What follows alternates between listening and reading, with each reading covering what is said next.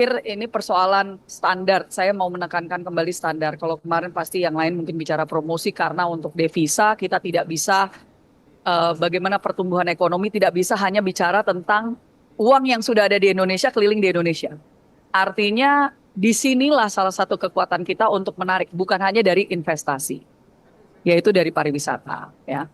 Nah dari pariwisata ini tentunya kita bicara standar. Ini kan kami masih mohon untuk disampaikan mungkin di komisi ini karena kemarin masih ngalur ngidul informasinya apakah Brazil jadi eh, membawa Indonesia ke tingkat hukum internasional untuk kejadian di Rinjani. Karena ini banyak eh, informasinya yang masih menunggu autopsi dari Brasil.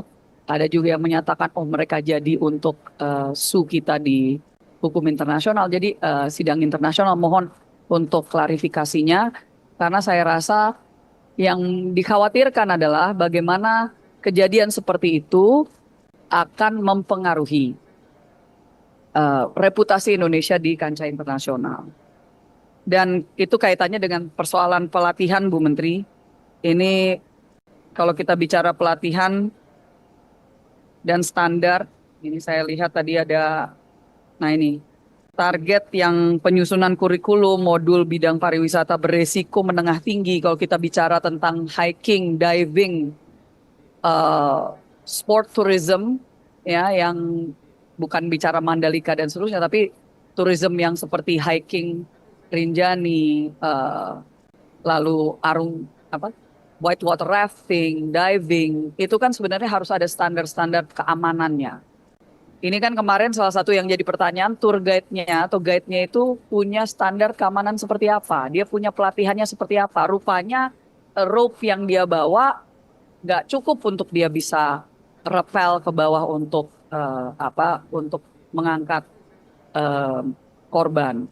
Nah, ini kan masih menjadi, kalau kita bicara tentang yang lainnya, saya rasa tentunya pasti ada banyak lah yang ini bisa.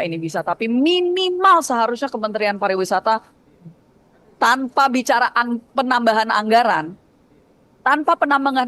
minimal standar itu.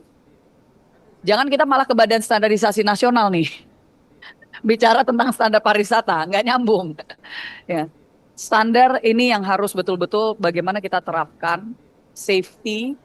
Jadi misalnya guide yang master diver harus dengan sertifikat berapa, ya kan? Apakah itu akan kerjasama dengan POSI misalnya ya, yang memang dia perkumpulan untuk atlet yang untuk olahraga selam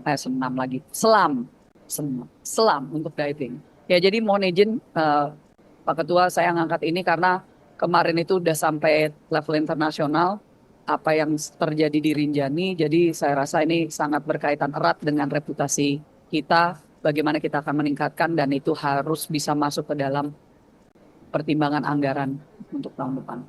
Terima kasih. Assalamualaikum warahmatullahi wabarakatuh. Bapak Ibu Susun.